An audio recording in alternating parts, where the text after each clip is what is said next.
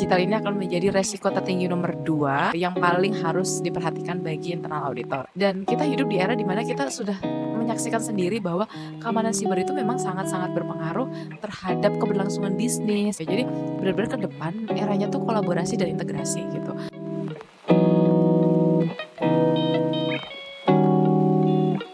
Hai teman-teman, selamat datang kembali di Bicara Audit. Hari ini semoga teman-teman semuanya dalam kondisi yang sehat walafiat.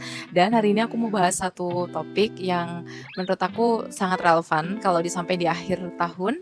Karena nanti ini bisa buat modal tahun selanjutnya itu apa sih sebaiknya yang menjadi pertimbangan gitu ya dalam area audit. Jadi teman-teman mungkin saat ini sedang dalam proses planning, fungsi internal auditnya akan melakukan audit apa di tahun depan atau bahkan sudah selesai. Tapi ini beberapa konsideran yang bisa dipertimbangkan. Tadi kayaknya ada Jadi hari ini kita akan bahas publikasi IAE yang judulnya Recent Focus 2025. Dan ini aku udah buka slide-nya sengaja biar aku tuh lebih akurat nyampein ke teman-teman. Karena kalau aku hanya bermodalkan ingatan nanti takutnya ada data yang salah. Jadi sebaiknya aku juga sambil baca ya teman-teman. Oke, teman-teman langsung aja kita lihat beberapa summary-nya dulu sebelum nanti mungkin aku akan share beberapa tanggapan atau beberapa insight yang datang dari aku personal gitu.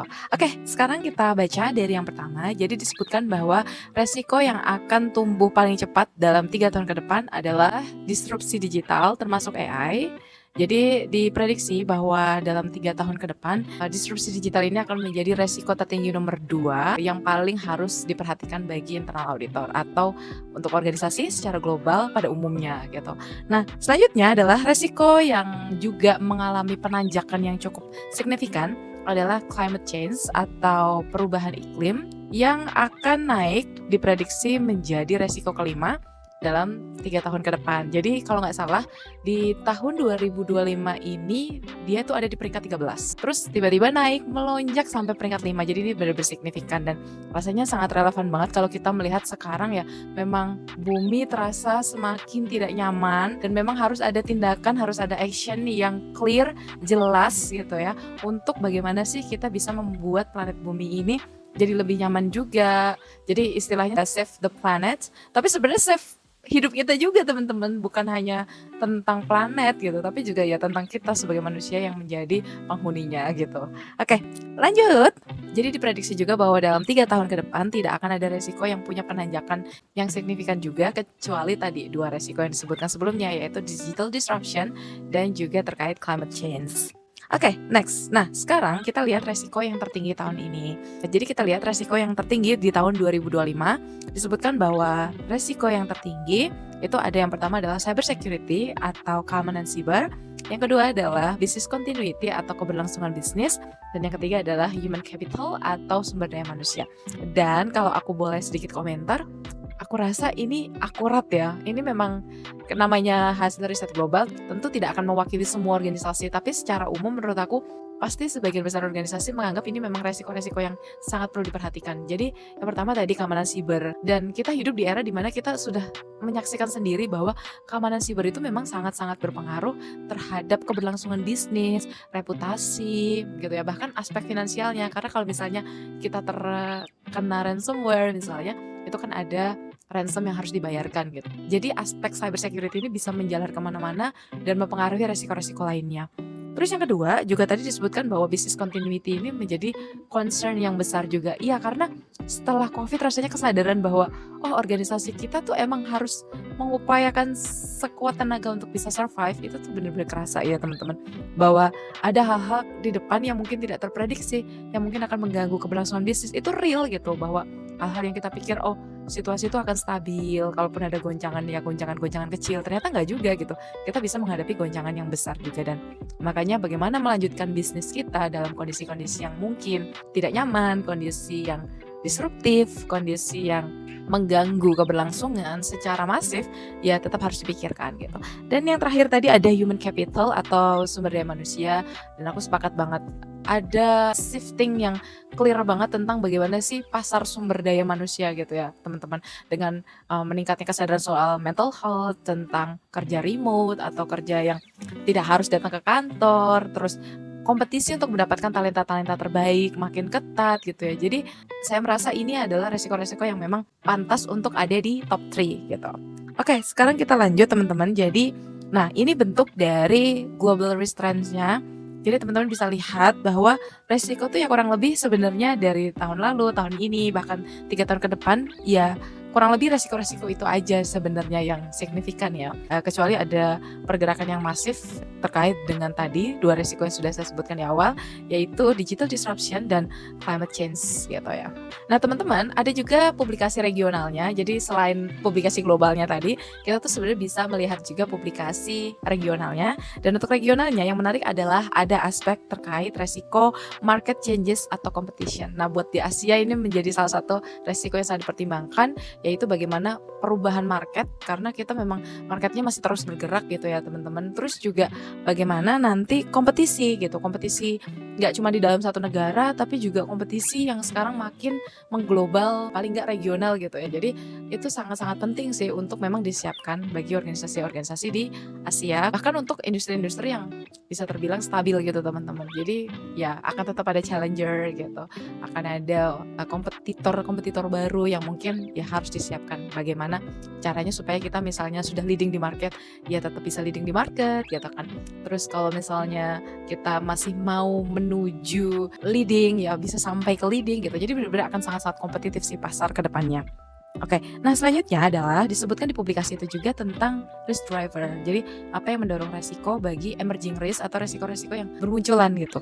Jadi disebutkan kalau direct pressure-nya yang membuat tekanan langsungnya itu ada 3, yaitu regulasi, financial impact, dan juga business opportunity. Dan ini benar banget ya. Jadi apa yang mempengaruhi resiko itu secara langsung adalah adanya regulasi. Karena dengan adanya regulasi maka muncul ekspektasi adanya compliance dan sebagainya yang bisa juga berdampak ke reputasi juga, ke finansial juga karena bisa jadi terjadi denda dan sebagainya gitu.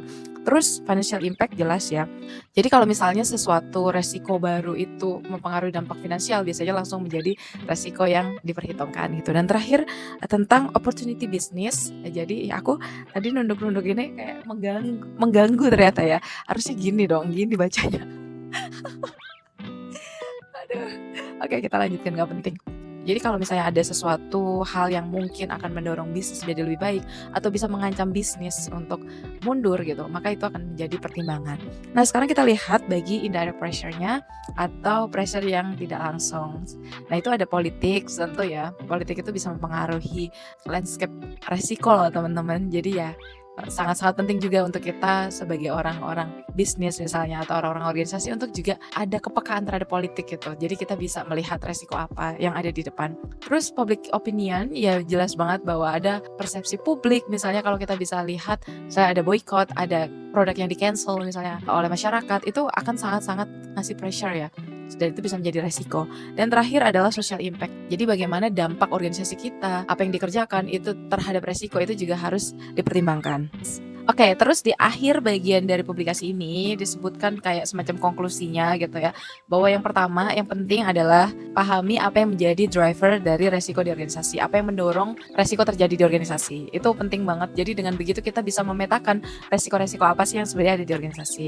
Terus yang kedua adalah informasikan kepada board tentang tren teknologi, iklim, regulasi dan politik ya. Jadi biarkan board juga terinfo apa yang menjadi resiko, apa yang perlu dipertimbangkan gitu. Jadi internal auditor juga bisa akan mendapat support gitu ketika mau melakukan kegiatan yang berkaitan dengan misalnya resiko-resiko yang emerging, karena memang board terinfo bahwa itu memang telah menjadi resiko gitu.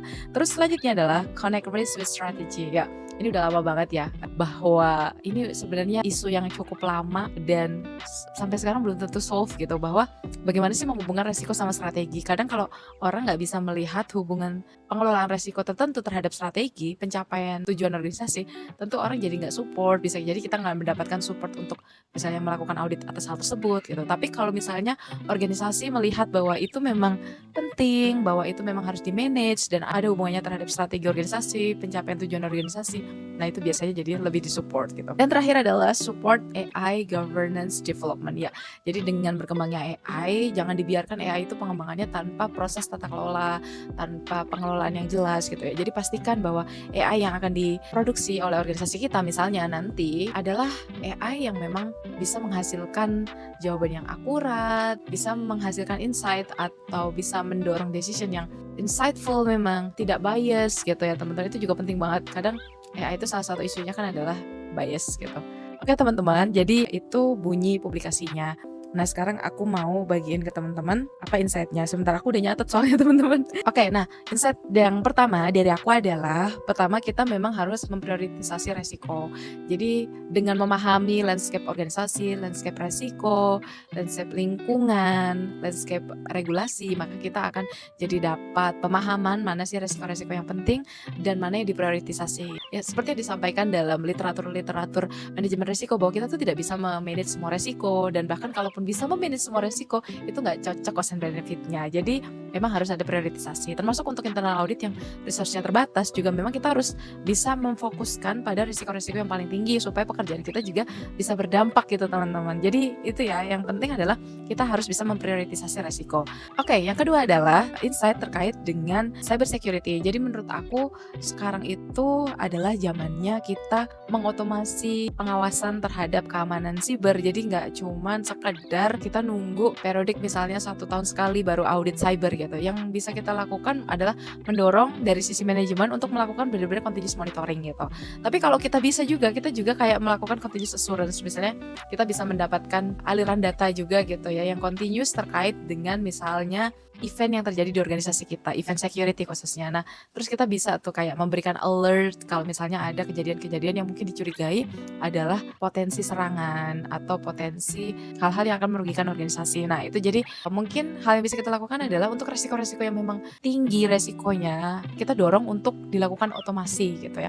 Nah, otomasi atas pengawasannya itu bisa dilakukan oleh lini 1, manajemen dalam hal ini, tapi juga bisa kita lakukan dari lini 3, kita sebagai auditor, kita sebagai internal audit function. Oke, selanjutnya adalah karena climate change ini kan di 3 tahun ke depan itu akan menjadi resiko yang peringkat 5 katanya ya. Nah, jadi menurut aku juga sekarang yang bisa kita lakukan adalah mulai semacam mengedukasi organisasi kita, pimpinan-pimpinan kita, bahwa ini juga mulai harus dipertimbangkan loh gitu, bagaimana dampak dari pekerjaan kita terhadap lingkungan, kepatuhan terhadap mungkin peraturan ESG dan sebagainya gitu. Jadi sustainability juga harus menjadi aspek yang mulai dipertimbangkan gitu. Meskipun mungkin akan jadi resiko tingginya mungkin setelah tahun tadi ya 3 tahun ke depan, tapi mulai sekarang mungkin sudah bisa mulai disiapkan gitu. Oke, dan ini insight yang terakhir. Jadi setelah aku melihat kayak banyak banget resiko-resiko yang mungkin menghadang di depan, jadi penting banget menurut aku untuk ke depan tuh kita benar-benar mengedepankan kolaborasi. Nggak bisa kita tuh mengandalkan internal audit sendiri untuk benar-benar jagain semua resikonya. Tentu bukan berarti mengecilkan lini 1 ya. Jadi statement ini maksud saya bukan bermaksud lini 1 nggak jagain resiko, bukan itu ya. Tapi maksud saya adalah assurance atas pengelolaan resiko, tata kelola, dan control itu kan ada di lini ketiga ya. Nah menurut saya proses penjaminan atas GRC ini kedepannya memang bisa dikerjakan bersama-sama gitu. Jadi ada pembagian assurance, map misalnya, atau benar-benar berkolaborasi tadi misalnya dengan continuous monitoring, continuous audit gitu ya. Terus pertukaran info yang seamless gitu terkait dengan resiko antara lini 1, lini 2, dan lini 3 gitu ya. Jadi benar-benar ke depan eranya tuh kolaborasi dan integrasi gitu. Karena semakin besar tantangan yang harus kita hadapi, ya memang semakin gak mungkin kita sendirian. Kita harus mengerjakan itu bersama-sama supaya juga lebih efisien, lebih efektif, dan harapannya sih bisa mengantarkan organisasi kita untuk mencapai tujuannya dengan aman, selamat, enggak, dengan efisien, efektif, dan ekonomis tadi. Oke, teman-teman, jadi itu video aku hari ini. Semoga ini hasilnya bagus. Aku nggak tahu hasilnya bakal bagus apa enggak secara audio, karena ini kayak sebenarnya ini ada suara-suara angin yang cukup kencang gitu loh teman-teman, dan ada hewan-hewan yang berlalu lalang. Semoga ini videonya, audionya bisa bagus deh supaya bisa aku publish. Oke teman-teman, bye-bye dan sampai kita ketemu lagi di episode selanjutnya. Annyeong.